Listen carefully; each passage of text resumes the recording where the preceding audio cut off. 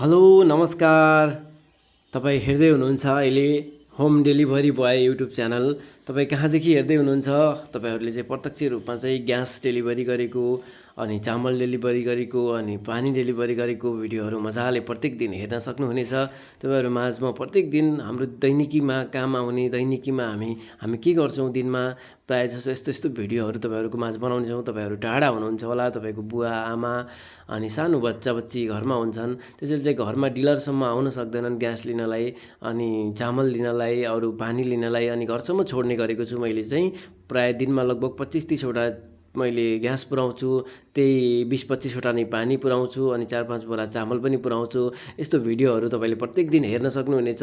म अहिले भने चाहिँ ग्यासको भिडियो बनाइरहेको छु, तपाईँको माझमा चाहिँ ग्यास पुऱ्याउने ग्यास डेलिभरीको भिडियो बनाएको छु। तपाईँले हेरेर साथ दिनुहोला। तपाईँको घरमा पनि ग्यास डिलरसम्म चाहिँ आउने वातावरण आमा बुवाले सक्दैनन्, साइकल चलाउन जान्दैनन्, कसैको केही हुँदैन, त्यसैले चाहिँ आइसके पनि घरमा ल्याएर ग्यास जोड्न जान्दैनन्।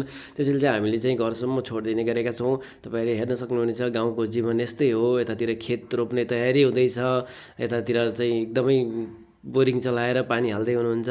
अब चाहिँ एकदमै बर्खा लागिसकेको छ, तर चाहिँ मनसुन भने सक्रिय नभएकोले गर्दा यता चाहिँ बोरिङबाट पानी हाल्दैछन्। यो ट्र्याक्टरमा चाहिँ खेत साउनको लागि चाहिँ उतादेखि ट्र्याक्टर आइसकेको छ। मैले ट्र्याक्टरलाई थोरै साइड दिनलाई चाहिँ म साइडमा रोकेँ। मैले एउटा चाहिँ एलपी ग्यास बोकेर हिँडेको छु।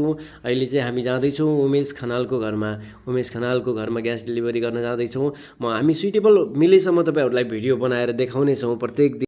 ग्यास त हामीले थुप्रो ग्यासहरू थुप्रो पुऱ्याउँछौँ, तर चाहिँ भिडियो सबै सम्भव हुँदैन बनाउन पनि। तपाईँहरूलाई चाहिँ म दिनमा एउटा भिडियो चाहिँ अवश्य पनि पोस्ट गर्नेछु, तपाईँलाई देखाउनेछु। कुनै न कुनै भिडियो चाहिँ तपाईँलाई बनाएर म मजाले सेयर गर्नेछु।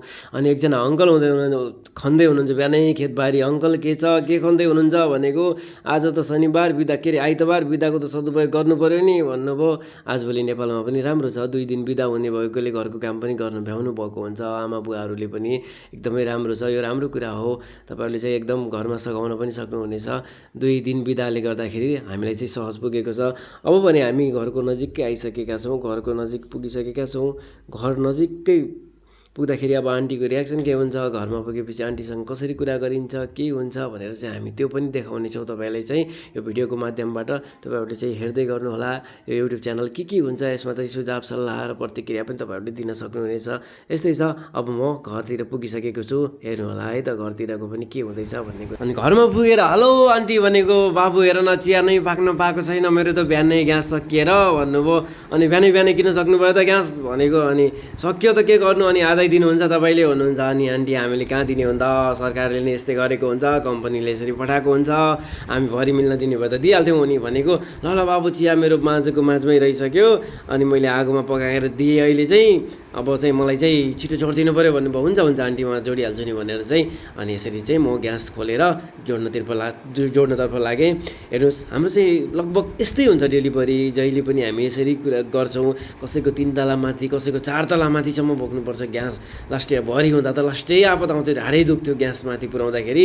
कोही मान्छे त राम्रो हुनुहुन्छ र सपोर्ट गरिदिनुहुन्छ, लाग्नुहुन्छ ग्यास लिनलाई। कोही कस्तो हुन्छ भने ल माथि ल्याएर आइजाऊ ग्यास भन्छन्, पुरै धम्कीका साथ। के भन्ने, पुरै अहम के भन्छ त्यसलाई चाहिँ, एकदमै रुस्ट भाषामा रुखो बोल्छन् कि कसै। कोही त न म लग्छु भन्छन्, कोही त ठिक छ भनेर लगभग म एक्लैले त बोकाउन दिँदैन, म एक्लै रित्तै त हिँड्दिनँ। तर चाहिँ लगभग 3 तला माथि छ भने कसैले चाहिँ सहयोग गर्छन् भने चाहिँ म पनि सहयोग माग्छु अनि त्यसरी चाहिँ पुऱ्याउँछु। अनि आन्टी चाहिँ हाम्रो यहाँ पैसा गर्न लागिसक्नु भएको छ। मैले ग्यास जोडेर फिट गरेर बाहिर आइसकेँ। अनि पैसा चाहिँ मलाई आन्टीले चाहिँ लगभग दिइसक्नुभयो।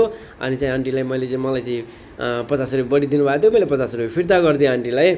अब ठिक छ आन्टी भने यस्तै हो। तपाईँहरूकोतिर पनि ग्यास पुऱ्याउनु पर्ने हुनसक्छ। तपाईँहरूका आमा बुवाहरू बुढा हुनसक्छन्, घरमा जोड्न नजान्न सक्नुहुन्छ। यस्तै छ। अनि हाम्रो थोरै घर आएपछि कुरा भयो, अङ्कल कहाँ हुनुहुन्छ, के गर्दै हुनुहुन्छ भनेको। खेतमा आउनुहुन्छ बाबु, पानी नपरेर हैरान छ भन्नुभयो। अब 1-1.5 हप्तामा सुरु होला नि मनसुन, अहिले अलिक ढिलो भएको छ आन्टी भनेको। बाबु लास्टै गाह्रो भइहाल्यो, यो चाहिँ न ट्र्याक्टर राम्रैसँग भनेको टाइममा पाउँछ, न मल पाउँछ, न केही पाउँछ भन्नुभयो। आन्टी झार्नु पर्दैन भनेको, फेरि ग्यास झार्न लाग्नुभयो। आन्टी चाहिँ यति सपोर्टिभ हुन्छन् कोही मान्छे, यस्तो राम्रो हुन्छन्, किनभने मनै खाने मान्छे हुन्छन् क्या। त्यस्तो मान्छे लगभग 30% जति मान्छे 30% जति मान्छे यस्तो हुन्छन्, धेरै सबै यस्तै हुँदैनन्। ल उहाँहरूलाई चाहिँ तपाईँहरूले पनि चिन्नुहुन्छ भनेपछि कमेन्ट गर्नु होला, म उहाँलाई चिन्छु भनेर कमेन्ट गर्नु होला। चिन्नुहुन्छ या चिन्नु हुँदैन, तपाईँहरूकै गाउँघरमा तपाईँहरूकै आन्टी, तपाईँहरूकै मामु, तपाईँहरूकै फुपूहरू नै हुन् उहाँहरू चाहिँ। त्यसैले चाहिँ म तपाईँहरूको घरमा यसरी नै ग्यास डेलिभरी गर्ने गरेको छु। तपाईँहरूले चाहिँ हामीलाई तपाईँसँग पनि ग्यास चाहिन्छ भने तपाईँहरूको माझमा पनि हामी भिडियो बनाएर यसरी पोस्ट गर्नेछौँ। तपाईँहरू पनि हामीलाई चाहिँ माया गर्दै गर्नु होला। अब यो घरबाट हामी बिदा लिन चाहन्छौँ। हवस् त, धन्यवाद। हाम्रो च्यानललाई सब्सक्राइब, लाइक, सेयर कहाँ के गर्नुपर्छ तपाईँहरू मभन्दा जान्ने हुनुहुन्छ। तपाईँहरूले चाहिँ मेरो गर्नुपर्ने कर्तव्य चाहिँ साथ सपोर्ट गरिदिनु होला भन्दै आजको भिडियो म यहीँ अन्त्य गर्न चाहन्छु। हवस् त, धन्यवाद। जय नेपाल। फेरि भेटौँला अर्को भ्लगमा म भेट्नेछु। हवस् त, धन्यवाद।